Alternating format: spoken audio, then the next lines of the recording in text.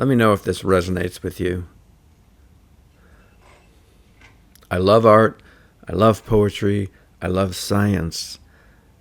They are wondrous flowerings of the miracle that is a human being.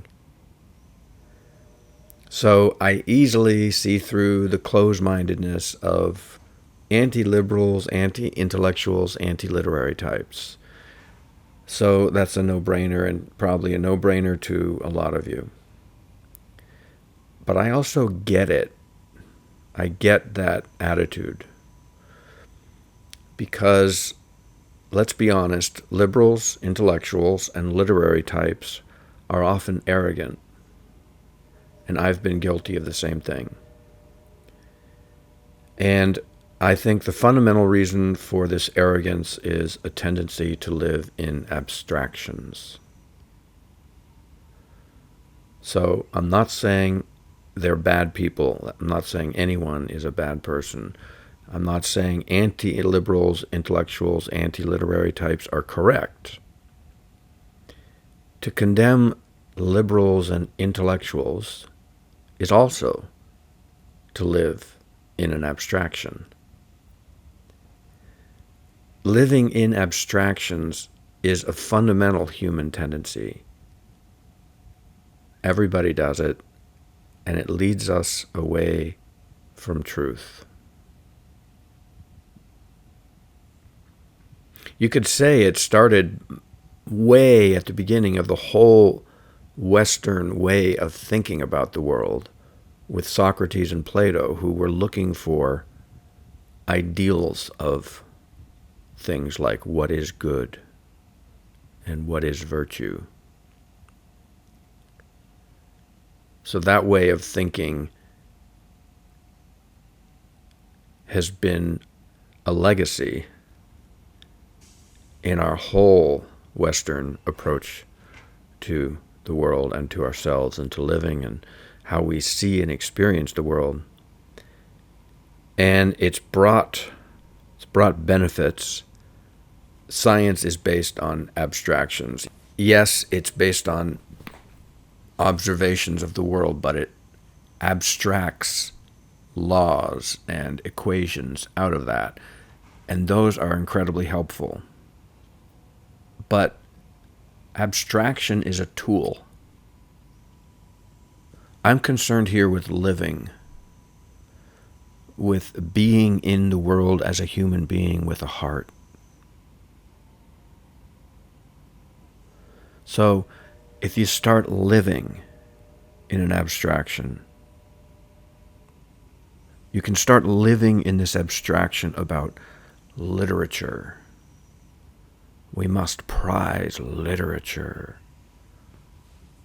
But when you live there, you're denying your humanness. And this is the bullshit that we smell around the liberal, intellectual, literary types. And, I mean, you can smell it everywhere, in every type, right and left.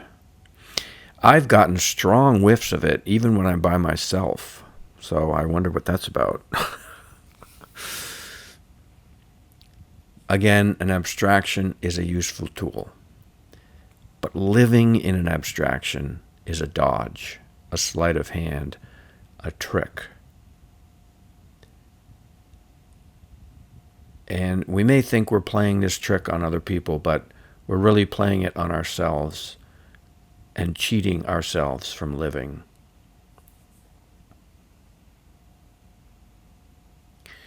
Why? Because what is of inherent value, exuberance, love, feeling of peace, happiness, the joy of learning, the joy of discovering things, sensuality, sex and food, all these things are things we feel in an immediate way. So you can lecture all day about noble ideals and then go home and yell at your kids or go to a hotel and have an affair.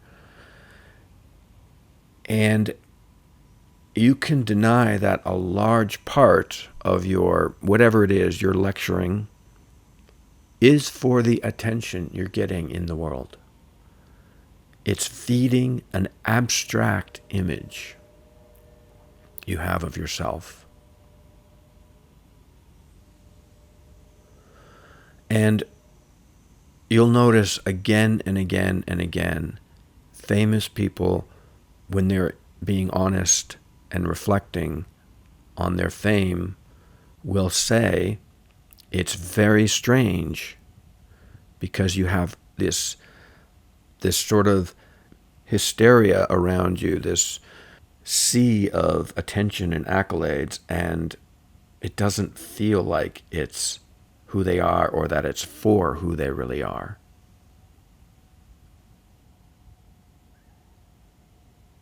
I think when you are looking for an abstraction to identify with and live in, you're avoiding some immediate reality about yourself. And I think you've got to find a way to live in a happy, peaceful way with that flesh and blood eruption that appears in the world from one moment to the next.